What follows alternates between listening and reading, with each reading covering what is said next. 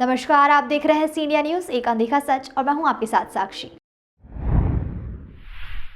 जिला प्रशासन और इंदौर पुलिस ने मिलकर इंदौर शहर के भूमाफियाओं के खिलाफ पिछले दिनों एक के बाद एक कार्रवाई की थी और कई लोगों के खिलाफ विभिन्न धाराओं में प्रकरण दर्ज कर गिरफ्तार कर जेल भी पहुंचा दिया गया था। इस पूरे मामले में पकड़े गए भूमाफियाओं ने सुप्रीम कोर्ट में जमानत याचिका पेश की और जमानत ले ली। साथ ही यह भी आश्वासन दिया है कि जमानत मिलने के बाद वह पीड़ित लोगों को उनके प्लाट देंगे, लेकिन जमानत मिलने के बाद वह वापस से फरार हो गए हैं और पुलिस के द्वारा लगातार नोटिस देने के बाद भी नहीं आ रहे हैं। इसको लेकर पुलिस के द्वारा इंदौर हाईकोर्ट में आरोपियों की जमानत याचिका खारिज करने के लिए प्रतिवेदन लगाया गया, जिस पर आने वाले दिनों में सुनवाई होगी। मध्य प्रदेश के मुख्यमंत्री शिवराज सिंह चौहान के द्वारा पिछले दिनों पूरे प्रदेश में भूमाफियाओं के खिलाफ एक अभियान की शुरुआत की गई थी और कई भूमाफियाओं के खिलाफ विभिन्न धाराओं में प्रकरण दर्ज कर उन्हें गिरफ्तार भी किया गया था। इसी तरह से एक कार्रवाई इंदौर शहर में भी पुलिस और जिला प्रशासन के द्वारा की गई थी और इसके तहत इंदौर शहर के बड़े भूमाफिया जिनमें चंपू अजमेरा, चिराग शाह, हैप्पी धवन, महावीर जैन सहित कई बड़े भूमाफियाओं पर कार्रवाई की और उन्हें जेल की सलाखों के पीछे पहुंचा दिया है।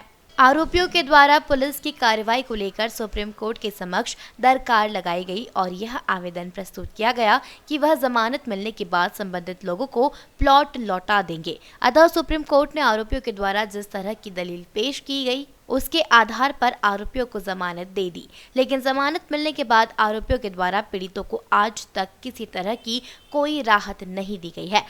इसके बाद जब पीड़ित पक्ष पुलिस के पास पहुंचा तो पुलिस ने संबंधित लोगों को नोटिस जारी कर जवाब के लिए थाने पर तलब किया, लेकिन उसके बाद भी आरोपी पुलिस के समक्ष पेश नहीं हुए। तो वहीं इसके बाद पीड़ितों ने जिला प्रशासन के समक्ष भी गुहार लगाई, लेकिन आरोपी पक्ष जिला प्रशासन के समक्ष भी उपस्थित नहीं हुए। उसको देखते हुए इंदौर पुलिस और जिला प्रशासन के द्वारा प्रतिवेदन इंदौर हाईकोर्ट के समक्ष लगाया गया। इंदौर हाईकोर्ट के प्रतिवेदन के साथ ही पुलिस और जिला प्रशासन ने कोर्ट से मांग की कि जिस तरह से आरोपियों ने जमानत मिलने के बाद पीड़ित पक्षकारों को राहत देने की बात कही थी, उसके बाद से आरोपियों के द्वारा पीड़ित पक्षकारों को किसी तरह की कोई राहत नहीं दी जा रही है, जिसके चलते इसकी जमानत याचिका खारिज कर देनी चाहिए थी।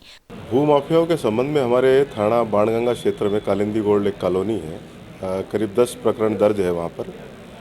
और इन्हीं प्रकरणों में ये कुछ भूमाफिया जो चंपू अजमेरा, हैप्पी धवन, महावीर जैन, निकुल कपासी, नीलेश अजमेरा, चिराग शाह वगैरह ये लोग जो है माननीय सुप्रीम कोर्ट से इस कंडीशन पर ज़मानत हासिल किए थे कि हम लोग पीड़ित पक्ष को राहत देंगे, न्याय देंगे, समझौता करेंगे, कुछ लोगों के पैसे वापस करेंगे, कुछ लोगों को प्लॉट है तो प्लॉट वापस करेंगे।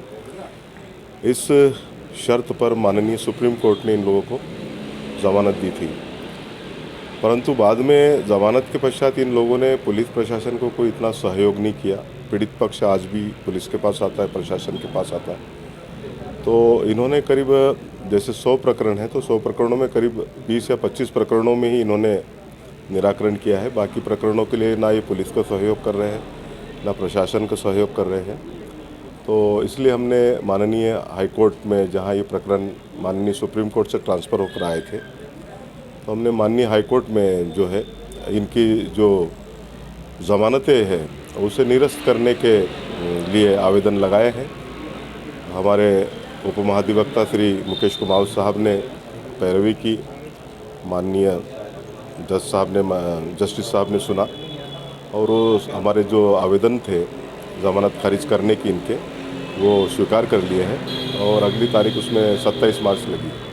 तो आप लोगों के द्वारा ये भी आग्रह किया गया था कि पेशी के दौरान सभी आरोपी कोर्ट में मौजूद रहे, आज रहे तो नहीं, आज माननीय न्यायालय में उनकी तरफ से उनके अधिवक्तागण थे, आरोपी कोई नहीं था। संभावना ये भी लगती है सर, आशंका कि जिस तरह के सहयोग नहीं कर रहे हैं क्या फरार भी हो सकते हैं या इस? हाँ, उसमें निश्चित रूप से एक हमारे महाधिवक्ता साहब ने, उप महाधिवक्ता साहब ने पक्ष भी रखा नीलेश अजमेरा के बारे में। वो काफ़ी समय से, लंबे समय से फरार चल रहा है। तो सर अब अगली सुनवाई 27 तारीख को, 27 मार्च इनकी जमानत याचिका रद्द कर? हाँ, निश्चित रूप से माननीय जज साहब ने सुना है, तो मुझे पूरी उम्मीद है कि इनकी जो ज़मानतें हैं वो खारिज होगी। कोर्ट ने इस पूरे मामले में दोनों पक्षों को सुना और उसके बाद इस पूरे मामले में अगली सुनवाई 27 मार्च को इंदौर हाई कोर्ट में होगी। तमाम खबरों के लिए देखते रहिए सी इंडिया न्यूज़, एक अनदेखा सच।